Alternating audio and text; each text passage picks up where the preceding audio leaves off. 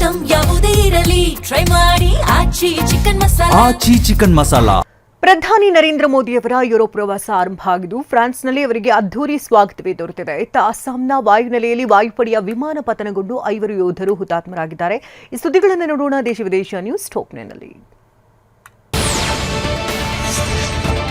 ಪ್ರಧಾನಿ ನರೇಂದ್ರ ಮೋದಿ 6 ದಿನಗಳ ಕಾಲ ವಿದೇಶ ಪ್ರವಾಸ ಕೈಗೊಂಡಿದ್ದಾರೆ. ಜೂನ್ 18ರವರೆಗೆ ಪಿಎಂ ಮೋದಿ ಯುರೋಪ್ ಪ್ರವಾಸದಲ್ಲಿ ಇರಲಿದ್ದಾರೆ. ಫ್ರಾನ್ಸ್ನಲ್ಲಿ ನಡೆಯುವ G7 ದೇಶಗಳ ಶೃಂಗಸಭೆಯಲ್ಲಿ ಪಿಎಂ ಮೋದಿ ಭಾಗಿಯಾಗಲಿದ್ದಾರೆ.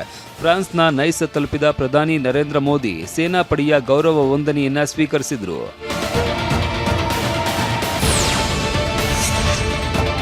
ಫ್ರಾನ್ಸ್ಗೆ ಬಂದಿಳಿದಿರುವ ಪ್ರಧಾನಿ ಮೋದಿಗೆ ಅದ್ದೂರಿ ಸ್ವಾಗತ ಕೋರಲಾಗಿದೆ. ಇವತ್ತು ಫ್ರಾನ್ಸ್ ಅಧ್ಯಕ್ಷ ಮ್ಯಾಕ್ರಾನ್ ಭೇಟಿಯಾಗಲಿರುವ ಪ್ರಧಾನಿ ಮೋದಿ ದ್ವಿಪಕ್ಷೀಯ ಮಾತುಕತೆ ನಡೆಸಲಿದ್ದಾರೆ.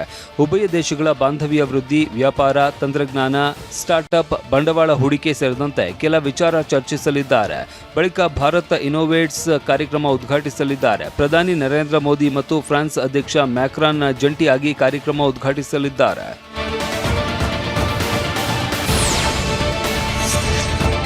ಫ್ರಾನ್ಸ್ಗೆ ಹೆಜ್ಜೆ ಇಟ್ಟಿರುವ ಪಿಎಂ ಮೋದಿ ಅಮೆರಿಕ ಅಧ್ಯಕ್ಷ ಟ್ರಂಪ್ರನ್ನ ಭೇಟಿಯಾಗಲಿದ್ದಾರೆ. G7 ಶೃಂಗಸಭೆಯಲ್ಲಿ ಟ್ರಂಪ್ ಜೊತೆ ಹಲವು ಮಹತ್ವದ ವಿಚಾರಗಳ ಬಗ್ಗೆ ಚರ್ಚಿಸಲಿದ್ದಾರೆ. ಪ್ರಧಾನಿ ಮೋದಿ ಹಾಗೂ ಅಮೆರಿಕದ ಅಧ್ಯಕ್ಷ ಟ್ರಂಪ್ ಭೇಟಿ ಬಗ್ಗೆ ಶ್ವೇತಭವನ ಖಾತರಿಪಡಿಸಿದೆ. ಸ್ಲೋವಾಕಿಯಾ ದೇಶಕ್ಕೂ ಪ್ರಧಾನಿ ಮೋದಿ ಭೇಟಿ ನೀಡಲಿದ್ದಾರೆ. 30 ವರ್ಷದ ಬಳಿಕ ಸ್ಲೋವಾಕಿಯಾಗೆ ಪ್ರಧಾನಿ ಮೋದಿ ಭೇಟಿ ನೀಡುತ್ತಾ ಇದ್ದು ಕುತೂಹಲ ಮೂಡಿಸಿದೆ. ಪಶ್ಚಿಮ ಬಂಗಾಳದ ಟಿಎಂಸಿಯಲ್ಲಿ ಮತ್ತೆ ಬಿರುಗಾಳಿ ಎದ್ದಿದೆ. ಮಾಜಿ ಸಿಎಂ ಮಮತಾ ಬ್ಯಾನರ್ಜಿಗೆ ಶಾಕ್ ಮೇಲೆ ಶಾಕ್ ಎದುರಾಗಿದೆ. ಮಮತಾ ಬ್ಯಾನರ್ಜಿಯ ಅತ್ಯಾಪ್ತರಲ್ಲಿ ಒಬ್ಬರಾದ ಸುದೀಪ್ ಬಂಡೋಪಾಧ್ಯಾಯ ಬಂಡಾಯ ಸಾರಿದ್ದಾರೆ. ಬಂಡಾಯ ಟಿಎಂಸಿ ಸಂಸದರ ಸಂಖ್ಯೆ 20ಕ್ಕೆ ಏರಿದೆ. ಸುದೀಪ್ ಬಂಡೋಪಾಧ್ಯಾಯ ಬಿಜೆಪಿ ನಾಯಕರ ಸಂಪರ್ಕದಲ್ಲಿದ್ದಾರೆ. ಶೀಘ್ರದಲ್ಲೇ ಸುದೀಪ್ ಬಂಡೋಪಾಧ್ಯಾಯ ಬಿಜೆಪಿ ಬಾವುಟ ಹಿಡಿಯುವುದು ದಟ್ಟವಾಗಿದೆ.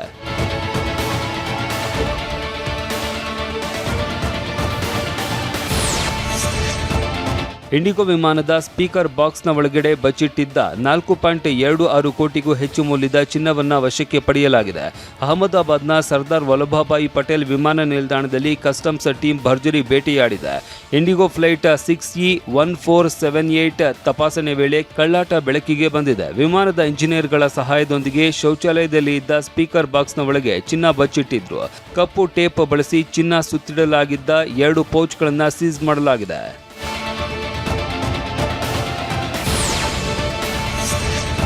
ನೀಟ್ ಪೇಪರ್ ಲೀಕ್, ಪರೀಕ್ಷಾ ಅಕ್ರಮ ವಿರುದ್ಧ ದೇಶವ್ಯಾಪಿ ಪ್ರತಿಭಟನೆಗೆ ಕಾಂಗ್ರೆಸ್ ಸಜ್ಜಾಗಿದೆ. ಜೂನ್ 17ರಿಂದ ಜೂನ್ 14ರವರೆಗೆ ಪ್ರಮುಖ ನಗರಗಳಲ್ಲಿ ರಾಹುಲ್ ಗಾಂಧಿ ವಿದ್ಯಾರ್ಥಿ ಸಮಾವೇಶ ನಡೆಸಲಿದ್ದಾರೆ.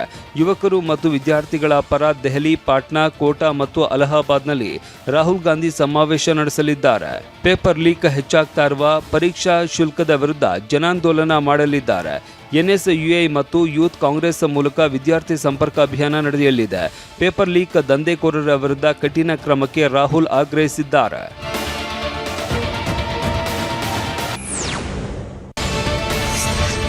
ಬೆಂಗಳೂರು ಇದೀಗ ಸ್ವಿಮ್ಮಿಂಗ್ ಪೂಲ್ಗಳ ಸಿಟಿಯಂತಾಗಿದೆ ಅಂತ ಚಾಮರಾಜಪೇಟೆ ಜನ ಆಕ್ರೋಶ ವ್ಯಕ್ತಪಡಿಸಿದ್ದಾರೆ. ಮಳೆ ಬಂದ ಪ್ರತಿ ಬಾರಿಯೂ ಇಲ್ಲಿನ 5ನೇ ಮುಖ್ಯ ರಸ್ತೆಯ ಅರ್ಧದಷ್ಟು ಭಾಗದಲ್ಲಿ ನೀರು ತುಂಬಿಕೊಂಡು ಮಿನಿ ಸ್ವಿಮ್ಮಿಂಗ್ ಪೂಲ್ ಅನ್ನಂತಾಗುತ್ತೆ. ವಾಹನ ಸವಾರರು ಜೀವ ಕೈಯಲ್ಲಿ ಹಿಡಿದು ಓಡಾಡುವಂತಾಗಿದೆ. ಈ ರಸ್ತೆಯ ದುರಸ್ತಿಯ ಬಗ್ಗೆ ಹಲವು ಬಾರಿ ಜಿಬಿಎ ಅಧಿಕಾರಿಗಳ ಗಮನಕ್ಕೆ ತಂದರೂ ಯಾವುದೇ ಪ್ರಯೋಜನವಾಗಿಲ್ಲ ಅಂತ ಜನ ದೂರಿದ್ದಾರೆ. ಬೆಂಗಳೂರಿನ ಯಶವಂತಪುರದ ಅಕ್ಕಿ ಗೋಡೌನ್ಗಳ ಮೇಲೆ ಲೋಕಾಯುಕ್ತ ದಾಳಿ ನಡೆಸಿದ ಬೆನ್ನಲ್ಲೇ 7 ಪ್ರತ್ಯೇಕ ಎಫ್ಐಆರ್ ದಾಖಲಾಗಿದೆ.